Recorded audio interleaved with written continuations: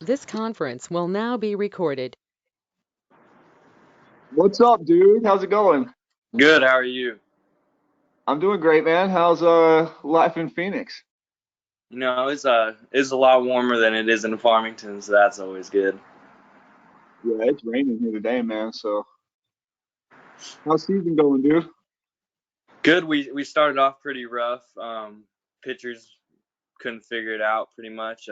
But we went on a 13 game win streak, and we ended up splitting last weekend. So that's over. But picked it up, turned it around. So Who's the best team you've seen so far? um, Yavapai is probably the best. We ended up splitting with them too. We beat them the first game and then lost the second game. They got some pretty good bats. They got like an Oklahoma State commit and a UCLA commit that can swing it pretty good. Yeah, that's a good league for hitting down there, man, for sure. Yeah, yeah. The Oklahoma State commit had 32 jacks last year. Wow, Yeah, that's big. All right, man. So I'm gonna get into this is for the kids around here and stuff. So I'm gonna go back to how you even made it to that point. All right. So I just gotta ask first, man. I've known you for a long, long time. For people that don't know, it was never the easy road for you. You had to really battle early, especially in your early teenage years, even to the point where you said you didn't even know if you were going to play around C team age, to then finding your niche as a pitcher and now pitching at the college level, with a chance to even continue that. So just talk about, man, what it took to get from that kid that was on the verge of quitting to the kid that's now playing college baseball, because so many kids are going through that today, man. It just, a lot of kids quit right there, and you didn't, and you're out doing the other thing. So I just want people to know how mentally you handled that and found your niche going into what you are now. yeah. Honestly, I just tried to like I had to figure it out. Like my mom always told me, she's like, you're not doing it for anybody else. Like you're not playing your like the game for your parents. You're not playing it to like impress anybody else. Like you're doing it for you. Like if you want it bad enough, like you have to go get it. Like no one's gonna make you go get it. Like no one can take you out of the game. Like you have to take yourself out of the game. Like if you work hard enough, like you're gonna figure it out. And that like one really stuck with me because like I was always so worried about like what the coaches thought about me and like that's what I really struggled with going into high school is like they don't like me, they don't want me to play, like they just want to cut me and I got to figure out that like I wanted to be there more than they wanted to cut me and if I was good enough they were going to keep me on the team and you told me they were like or you were like they're not going to cut you, they're not going to not play you if they're good like you're good like even if they hate you so much, but you're good, like they're gonna put you in the lineup because they want to win as bad as you want to win. Always. And that's kind of how I got through it. And I mean, like I remember on Thursdays at PV, we used to run. We'd have conditioning, and if you didn't make it in a certain time, you had to run it again. And I'd literally tell my mom on Thursdays in my freshman year, like, "Come pick me up. I don't want to go." And I just remember getting so much shit for it. And finally, like, I stayed with it a little bit, and I remember Magaha yelling at me for it. And the one day I missed the time because I was a fat little white kid. I couldn't make times. And he was yelling at me and he's like, Brennan, you're going to keep running until you make it or I'm going to cut you. And I finally made it. And then after that, I never missed another one. But you just had to push through that one little threshold. And it seemed so big at the time. But after that, it was like, why did I do that in the first place? What about you never were considered like pitchy to be your thing. You caught, you played third base, you hit, you did that. When was the time, and even I want to know this, when was the time you knew you had it on the mound? Like where was the first time you knew like, oh man, I'm pretty good out here?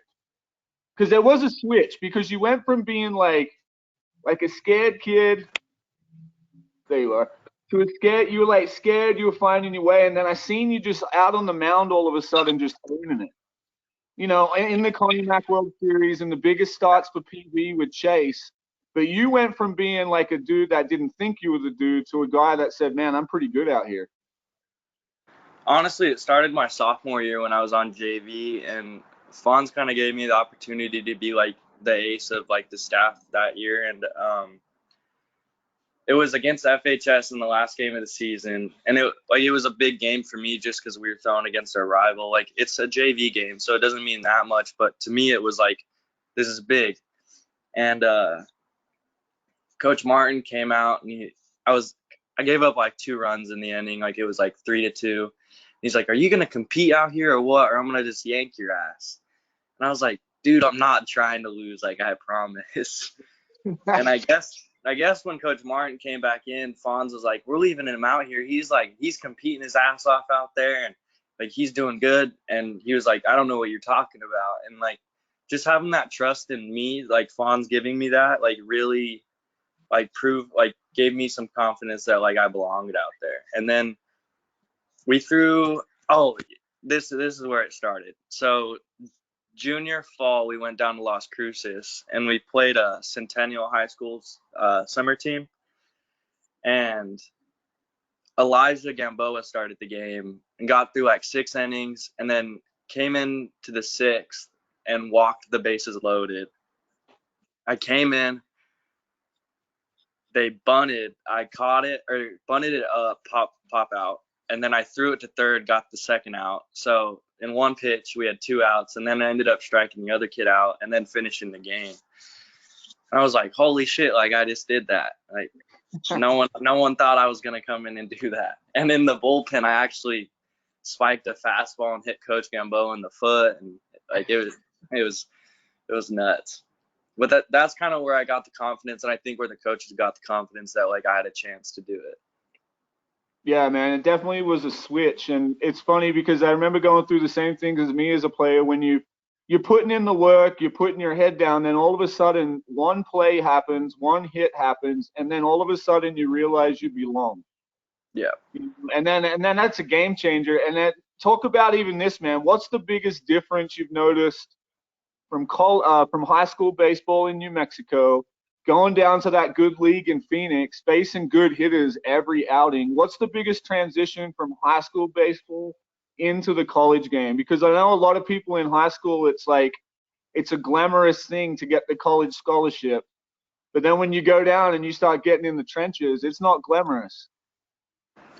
Honestly, like going back to the like mental side of it, like you come home like you're not coming home. Like you're coming home to your apartment. Like you still have to do, like you have laundry. Like I had it made at home. Like I come home, dinner was made, laundry was ready, like my bed was clean. Like you come down here, no one's here to take care of you. Like you got to shower yourself, you got to brush your teeth, you got to go to class. Like no one's keeping up on your homework. Like if you fell out, like you fell out, like that's on you. Like my mom was always harping on me, like at home, like you got to get your grades up, Brendan. Like no one's here to do that. And then like going back to the baseball part of it, in New Mexico, especially just because baseball's not like it's not Texas. Like you're not facing some huge commits. You face some teams that have some commits on them, but then the backside of their lineup's a little bit weaker, and that's what the difference I think is like the most is 1 through 9. Everybody can hurt you. And so you can't really like take an inning off like, oh, I have the 7, 8, 9. And our coach talks about that a lot. Is like we do fine 3, 4, 5, but as soon as we get down to the bottom of the lineup, we kind of ease off the gas and then we get hurt. And that's what I think the most is, because we like you face like FHS and 1 through 5, you're kind of like, okay, I got to pitch like a little bit smarter to these guys, and then 7, 8, 9, you're like, okay, let's just blow some fastballs by them. Right. So now, just leading into this, man, what was some of your favorite memories playing baseball in Farmington?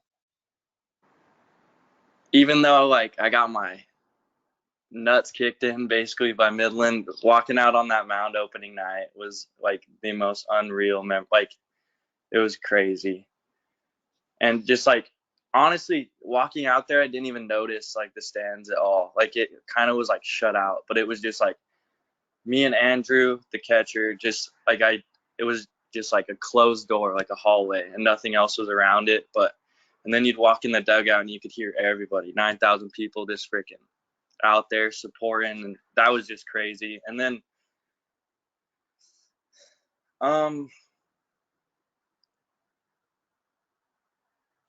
probably the state championship my senior year, even though like I was hurt with my elbow and everything, but just being back, like being able to experience being in that game, like all the other guys that came through before me, like even though we didn't win it, but like being on that field and all the guys that came before me with that jersey on, like that was just like surreal. You never thought you were gonna make it to that point. Yeah, man, PV had a run up there for sure. The Connie Mack World Series, though, man, what a lot of people don't understand, just for a local kid growing up in this community, man, I've been a part of those World Series so many times and I played pro ball, man, but that atmosphere for an amateur player, especially a local player, when you walk out on that field, man, that's like the major leagues, Yeah. right? Like it's the stadium you grew up in. I remember when Shiloh hit that home run against South Troy, and Shiloh was the man back then. I remember that whole stadium standing up, throwing the Cardinals Dirty Bird sign up, Yeah. like all going bonkers. And I'm like, this is even more intense than some of the pro stadiums I played in. And I tell you what, man, from me to you, the thing that I respect is that everyone sees you take the field that day out there, and they see, okay, Bubba's starting opening night, Midland Redskins. What no one else seen was the Friday nights you were down here as a 12-year-old, flipping tires and doing wall sits by yourself.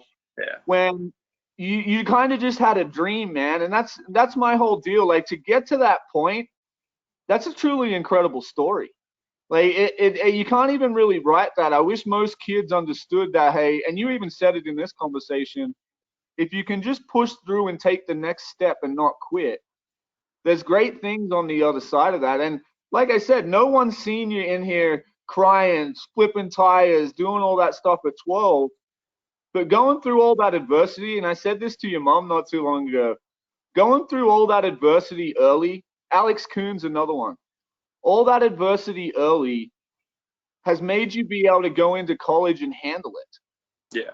And the other thing is, the thing that I like the best is that when you came off your Tommy John, and you came back in, and I know I always give you crap about working out and stuff, but that was the first time ever I seen you come in here and lift with a purpose by yourself. Because I think, and it just comes from the foundation you talked about, man. So let me ask you this, man. That foundation, where does that come from, man? Does that come from just seeing your parents being hardworking people? Your dad's worked his butt off his entire life, like that non-quit, put your head down, blue collar attitude. Where did you see that growing up, man? What influence did your parents have on your story, man? Well, I feel like my dad being gone so much, like it wasn't easy on him, like him being out of the country all the time, like doing what he could to support us, like that couldn't have been easy. And like I thought about it when I was little, and like maybe like I know he loved being over there, but I guarantee he loved being home more. But Right. I feel like that like he paid for my surgery like out of pocket. Like I felt like this is the first point where I felt like I owed my parents something. Like I owed them to give it my best shot. And like that's what really pushed me to be in there and like be as best as I could. But being in those camps when I was 6 and 7 and crying because Dalton Martin said I was fat, like Still one of the greatest stories ever, because you lost the relay race. yeah. But just being around all those guys, like when Shiloh and Jake and Ian Dowdy would do all those camps with us, like you always looked up to those guys and you always wanted to be there. And I feel like that's what makes Farmington such a good baseball town is as like a 6-year-old, all we talk about was playing in Connie Mack when we were 18. Like it gives you something to strive for. Like I feel in other towns, all you have to look forward to is like college ball. And like that's kind of a hard thing to look at. But when you're able to picture Connie Mack because you go with your parents every summer, like it gives you something to push towards. And like I feel like that's why all of us played baseball. Like in the beginning was like, let's play in front of the town. It's so funny you say that, man, because I talked to Pigford a couple weeks ago, and he said the exact same thing. And he put a lot of emphasis on Shiloh, Shane, and these kids that led the way first. And that's what he's seen. And he goes, man, now he understands that was the foundation. And for you to say it, I just take it as this, man, being a leader in this community, these kids that are in high school and going to the Connie Mack World Series, they don't know how much influence they actually have on the next generation to set it up to be better, because Shiloh and Shane and Damian and all these guys before you set up so many more opportunities for you guys to have college opportunities that were never there back in the day. Yeah.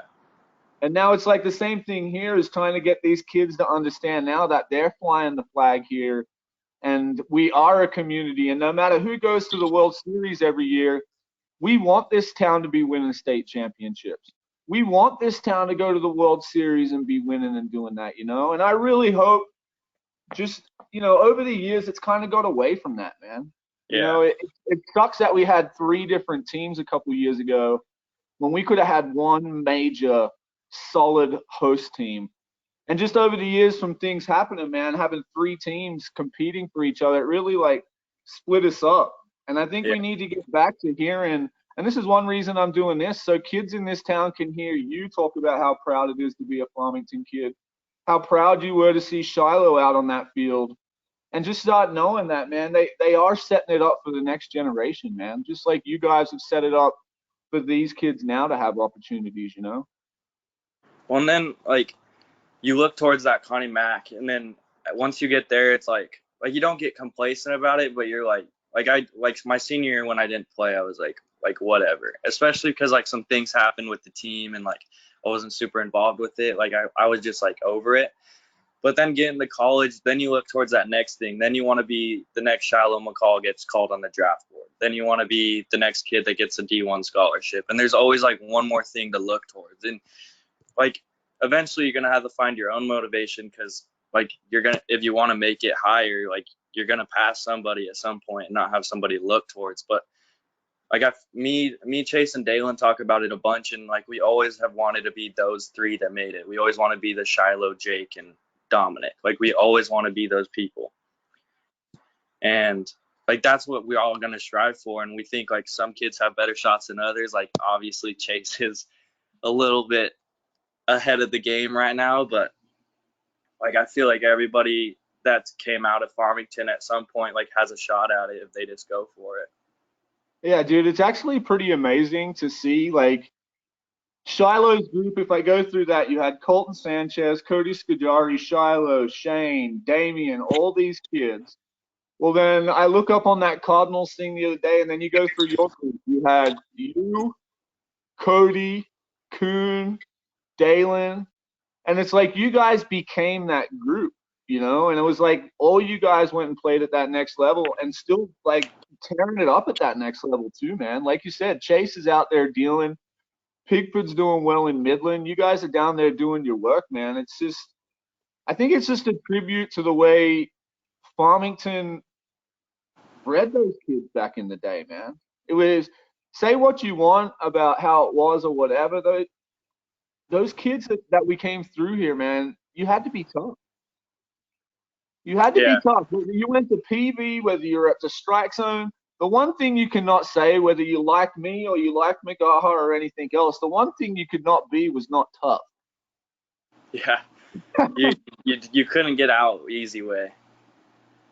And I feel like being in Farmington, you're so secluded from everywhere else. Like at least in Albuquerque, you see how much better kids outside of like your little circle are. But in Farmington, like you're competing against each other a little bit more than like you have more teams where more kids can get split up. And like our group in the beginning, like when we first started playing with you, it was just all of us grinding together, and then it kind of got split up for a while and kids started to spread apart. But in bigger cities, like you get a lot more diversified. There's a lot more summer teams, so you don't get that bond. And like I feel like if our summer team had like 1 or 2 more guys, like it was a family. Like we were out there trying to beat somebody's ass. Like Yeah. on that Midland team, like the Midland team definitely still had that culture of like, we're gonna whoop your ass, but it was so many kids from drawn different different places and all over. Like, we were doing it for like our town, I guess is the way to put it. Yeah, it's a powerful thing here, man. And I've been honored to be a part of it. And when you see it, man, it's like when you strip it all bare and done, that's how this town should be. You know, and we just that one solid Connie Mack team, man. That's that one solid of the best players to go every year, where the city can go be proud of that team walking out there, man. It really, the imports over the years, man, the game changed. The game changed, dude. We had 3 teams with, 25 imports 2 years ago. Yeah. You know, that's not the way it needs to be, man. We need that one team that everyone's proud of, man. No matter who I talk to, everyone is proud of that fact of playing for Farmington in that Connie Mack World Series, you know? Well, I feel like when you started to turn the corner with the host teams, like, I feel like the host team was always like laughed upon, and like there wasn't like a lot of town support behind it because they knew their ass was going to get kicked. Like, there was always, okay, we're going to cheer for DBAT Midland this year. But then you got those teams to turn the corner and put Midland into a scary spot, put South Troy, put Puerto Rico down, put DBAT down. Like, there were points. I remember when Jake McCaslin beat the Florida Legends. It changed the course of everything in this town because everyone went from being they used to say the post team was more of a joke than Puerto Rico. That was the exact words that used to come out of people's mouth when they came in this facility. And I still remember the day before Jake had that start, sitting in here with the boys saying, I don't give a shit where you're from. Just because you have Midland on your chest or East Cobb on your chest does not mean that that person is better than you. And on any day, those people can fail. And then Jake went out there, and it's a tribute to these kids, man, these kids that grew up together. And they looked at each other in the eye, and Jake and Eli said this to me. Jake's like, we didn't want to go play for anyone else. We wanted to win being the Farmington kids. And when Jake won that game, it was the same thing we talked about before. People believed all of a sudden, oh, you can win. And then they rolled off the second game, and then they come into next year and win 2 games. And it was like, oh my gosh, look at the host team doing work. And I still remember those kids got bigger, stronger. They spent years in the weight room, and they made themselves into physical specimens that could go out and compete with the Midland Redskins and do that. And that's what I just want these kids to understand now, man. I had a Connie Mack meeting the other night, and I said, you guys think that you just show up in August and you're going to get blessed to like experience all this stuff. It's like, no, you're busting your ass now.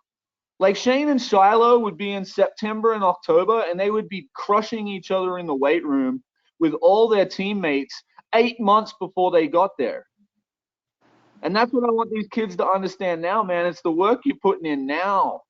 It's the work you put in before you get to those moments. That's the foundation you stand on. If you don't put that work in, you know how it goes, dude. If you don't put the work in, it's all fake, and this game kicks you in the ass every single time.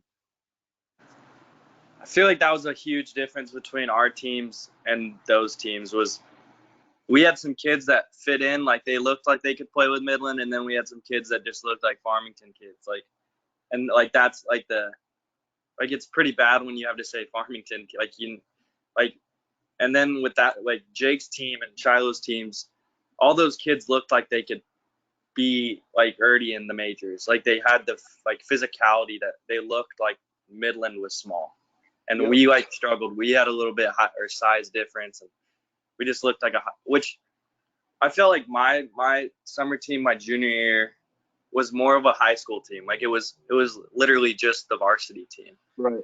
So I think that had a lot like different, because like Jake and Morgan came in that year, and I felt like the host team should have always have been like a area team. Like it needed more.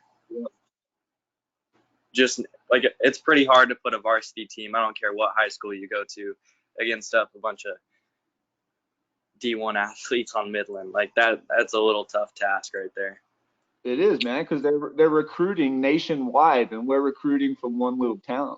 Yeah. But the one thing I have learned is that they can beat us 99 times out of 100, but on one night of the year, you just have to be right. Yeah. That's it. Just one night of the year. We can always beat them one night. You just got to have all the stars aligned on that night going forward, man. But I hope to be sitting in the stands, man, watching. I think I'm along with you, man, an all-star team from Farmington. Like, take the best kids that earn their right over the course of the year to go represent the town, man. I think that's the way it needs to go. Like, select it like a Little League World Series, Yeah. where it's like you say, take all the best kids. We're all friends here anyway, so all the kids already know how to play with each other. They grew up playing with each other. But I think it's just a powerful thing for the community to get back to having that one great host team. That makes it special, man. It's more than a game. It's more than stepping on the field in Connie Mack. Just from talking to you today, it's about setting up the future for future generations, making Connie Mack great. Having kids like you out there pitching so the next generation sees that and then they can do it. Instead of seeing all this division, make it that hometown feel with the best team out there and be proud of that. And I think that will help the kids coming up too to say, man, I really want to be a part of this, because kids in this town love Connie Mack, man. It's bred into our town. It's bred into our culture. And I mean, 55 years it's been here. Yeah. It's definitely an experience. Even just growing up, like I remember like when I was 12, I'd just go to Connie Mack just to go talk to the girls. Like that's why I was there.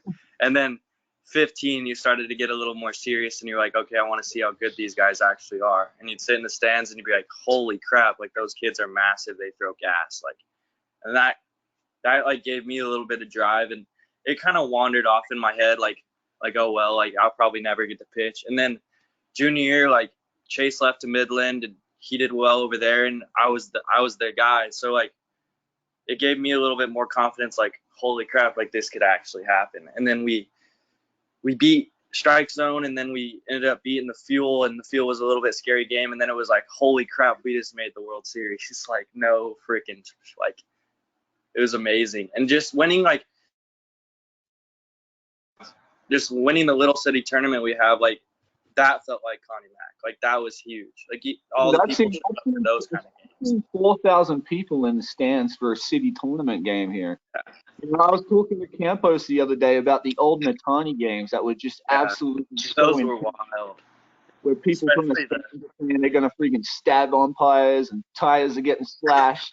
I mean, it's a pretty heated culture around here, dude. But I mean, it was so much fun going along with it, man. And I really hope I get to watch that again, man. I really hope it comes full circle, and it'll be a good thing for the town again, man. I just know it's good for the town, especially for the kids coming up after all the stuff that's happened over the years, man. But all right, dude. Well, I know you got to go play.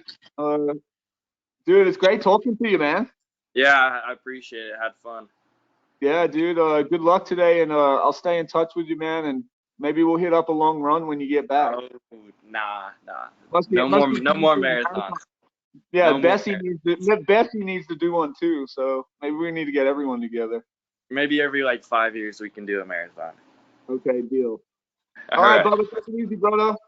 Thank you too. Have a good day. See you, man. Bye.